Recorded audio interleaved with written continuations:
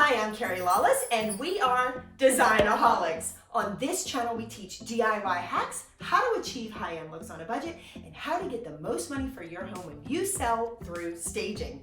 Today, we have a Designaholic DIY, and it's this awesome piece of furniture behind us. I think we're all excited, huh? Oh, yes. Yes. Beautiful. It's gonna be so beautiful. I can't wait to show you this transformation. Actually, we can't wait to show you this transformation, so stay with us.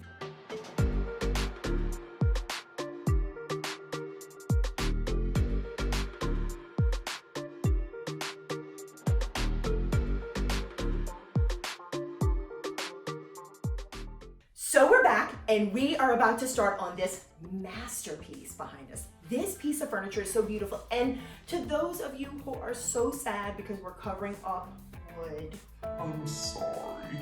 but we are lovers of all things chalk paint, and to those of you who love to cover up things with chalk paint, yay, stay with us.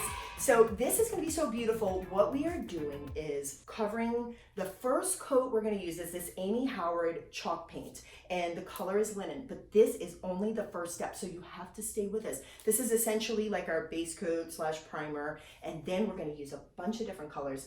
To be honest with you, we don't even know how it's gonna end up, but we're going to create as we go, which is my favorite way to work. We are in a room where we actually did some faux painting for this client, and we did her nightstands, and the links to those videos will be in the description. Please check that out because you'll understand why in this sea of light neutral fabulousness, this piece of furniture is too dark and too heavy. This is why we're doing it. Now, our first step, we already did.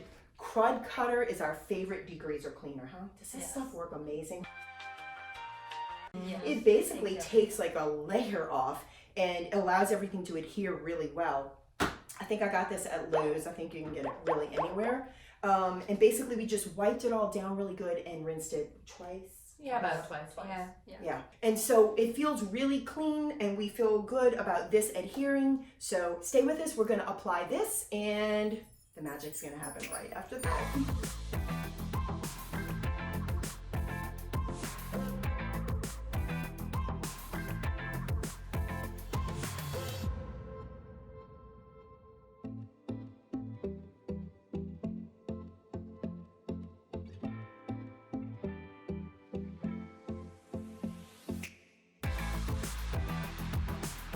I'm getting ready to get started on this door. I'm gonna go ahead and take the hardware off, but the Designaholics have already gotten started. Anyway, so here we go. Once I take this off, we're gonna get started chalk painting the front of this door. All right, it turns out that this backer piece does not come off, only this little piece of the knob, which is really disappointing because I don't wanna paint this. I wanna keep that as an accent. So I think what we're gonna do is just take a little artist brush when we get to this area and go around it. So I have my big chalk brush, which is my favorite because it holds a lot of paint. And I'm just actually dipping right into the quart. And so I'm just starting here and I'm brushing my edges first. And then I'm gonna go with the grain. I think there's something going on in there. All right, so I'm going around the detail pieces, making sure I get paint into all the crevices. And then I'm just going with the grain.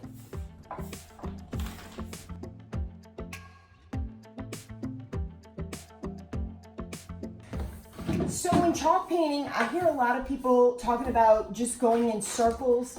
I'm not doing that only because I know the end result that I'm trying to accomplish. What I'm probably gonna go for, and I'm not 100% sure yet, is more like a strié, which means it's just like up and down motion with the different colors, and I'm going to drag them in a vertical pattern in this case. All right, we had to pause for a minute to go ahead and get these hinges taped up, and then we're gonna go ahead and finish this first coat. And by the way, I'm using a natural bristle chalk brush. This one I got from Lowe's. I don't know what the brand is. Anyway, I like it because it's really wide and deep, and it actually fits in a quart can really well, and it holds a ton of paint. So A brush like this, as opposed to the less expensive kind that I think I got from Walmart, this one makes the job go way faster. So in case you're wondering if it's worth the money, totally worth it. So this is one of the things I love so much about chalk paint. Besides the fact that you don't have to prep and sand and all these other things, it dries so quickly.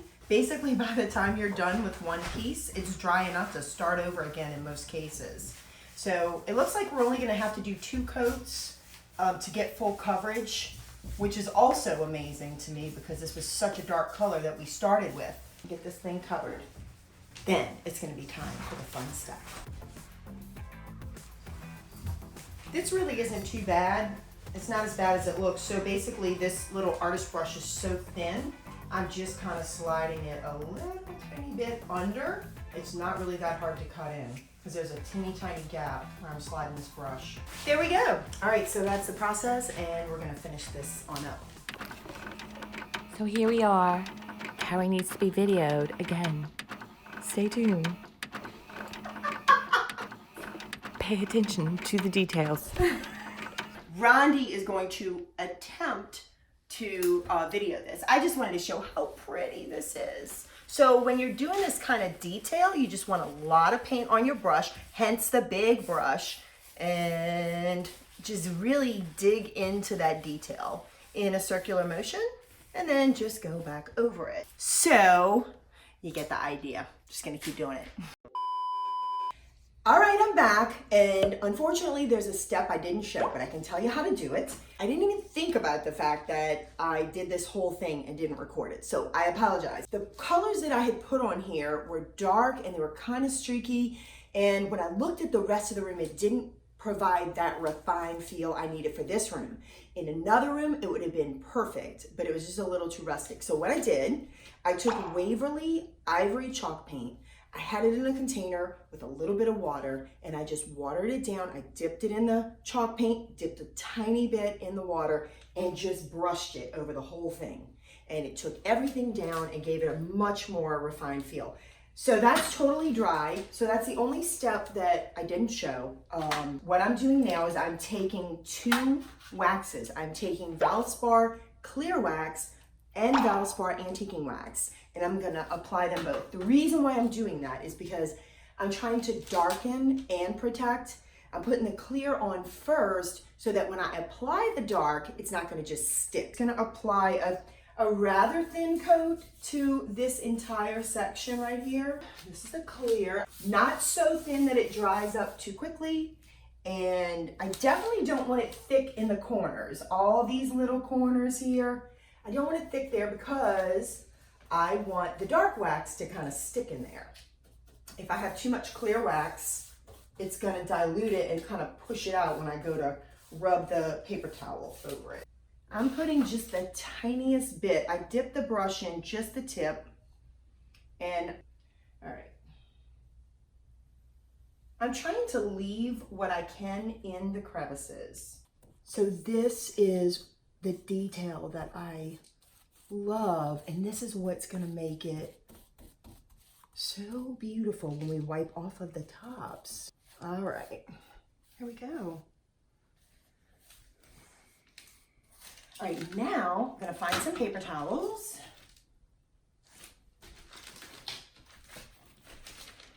And what I'm gonna do is fold them and make them flat.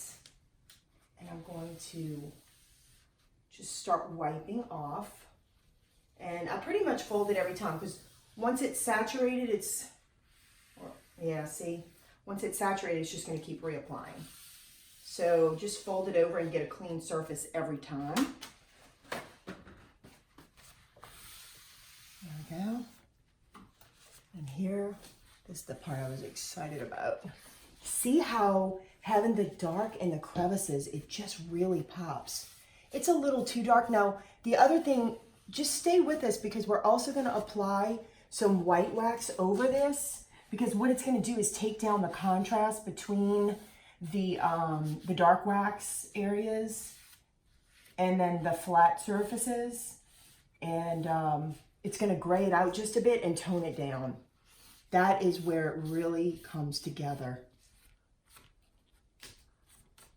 Now, when you have this, I'm gonna get just, I'm gonna get a chip brush and just kind of pull it back out. I feel like these lines are a little too harsh. So I'm just gonna soften this way, get a new paper towel, and pull off the tops again. Still a bit harsh in my opinion. And I'm just wiping. So I've revealed the areas that are raised, and now you can really see those recessed areas and crevices. Yeah, it's pretty consistent. I've added white wax to this area. So I think once I add the white wax to this, we should be right on target. Okay, I'm just gonna do that to these doors, and then we'll go to the next step. All right, apparently I forgot to turn the camera back on. So, but it was the same process as before. So I'm just gonna show you what it looks like.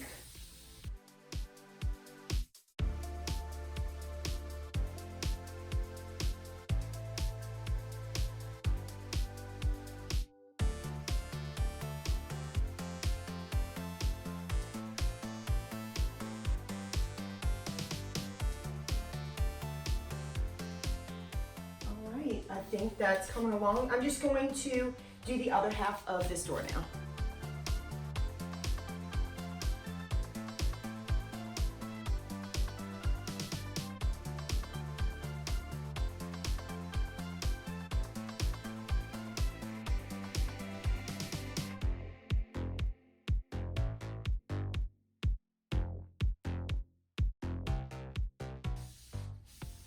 As I'm wiping the sides here where these grooves are, I'm doing my best to stay as flat as possible. That's why I've got it folded like this. I don't want to dig into that groove. The more I dig in, the more I'm going to remove what's in those crevices, which is one of the best things about putting the wax on. So you just really want it to stay in as much as possible.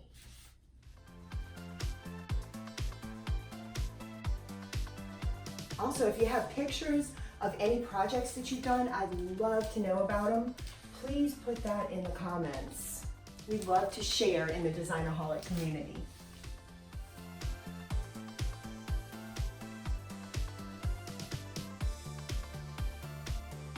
Also, sometimes in your crevices, if it's kind of spotty and hit or miss, you can use a dry chip brush to kind of spread it throughout. I mean, works pretty good.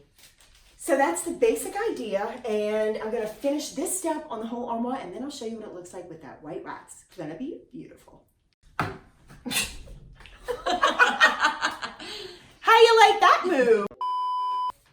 I cannot wait to see this crowning piece.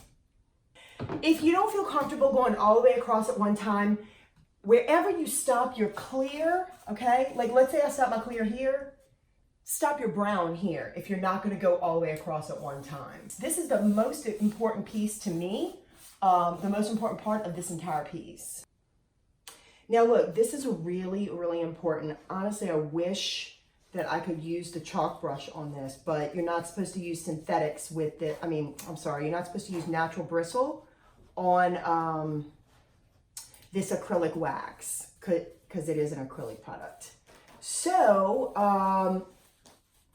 my point in that is that the chalk brush really gets in those grooves, whereas this really doesn't. So you're just gonna create like a circular motion and make sure it gets down in there, because when you go to wipe off the top, if it's not down in there, it's just gonna look really blah. Like it's not gonna pop out all these cool details.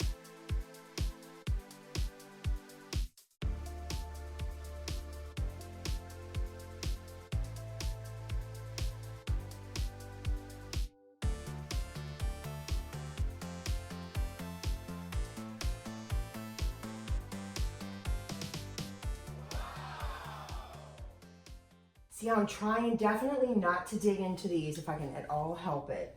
Look how pretty those lines are, and it just accentuates that beautiful curve that's going on here. Now I'm gonna work this top piece all the way across because I don't want this drying up on me while I'm working what's under it. So I'm gonna do this little piece first, and then we're gonna get to the really pretty stuff. Now this is gonna be the same process as what we did there. As you can see, there's a ton of the wax just kind of hanging in those crevices. I can start initially by, since the crevices are so deep, I can get some of it out with this. Unfortunately, you know, if you apply it thin, it's not going to get in the crevices as well. So you kind of have to put too much and then work it back out. Now, when I wipe off the tops, whenever I decide I'm going to leave, you know, when I'm happy with what's in the crevices, which is probably now, I'm going to wipe off one more time to make sure. And then I'm just going to lightly dry brush what's here back and forth so that it's not too white. I think it's still a little too dark. Yep. All right, just gonna continue along this. And I know a minute ago I told you I was going to finish the armoire and come back, but I could not leave this out. So now I'm really serious. I'm gonna finish the armoire and then come back with the white wax. Okay, I almost completely forgot to show you the last step. I got so carried away. I am so in love with this process and what it has done. So these two drawers, I put the white wax over them, and actually all the doors and the crown. So unfortunately I can't show you that process. So before I completely forgot, I have like this drawer, and this little piece left. So I'm gonna show you what I did on that. I am using Waverly white wax to do this. All right, so I have the wax in here and I have water here. I'm taking my synthetic brush, I'm dipping a little bit into the wax and then just a tiny corner of my brush in the water. I don't need very much, and I'm gonna spread it. I'm softening the dark wax and I'm softening, you know, the entire finish.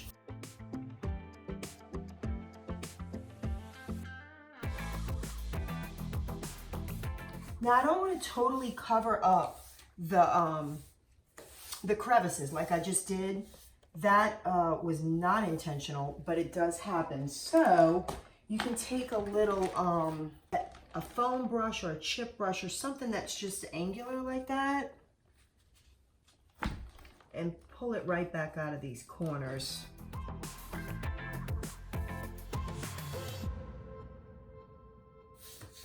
And actually, as this dried, it was a little bit less opaque, so I'm just adding more white into it.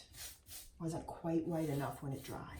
I'm probably going to put another coat down there, and then I'm going to show you on this last drawer here.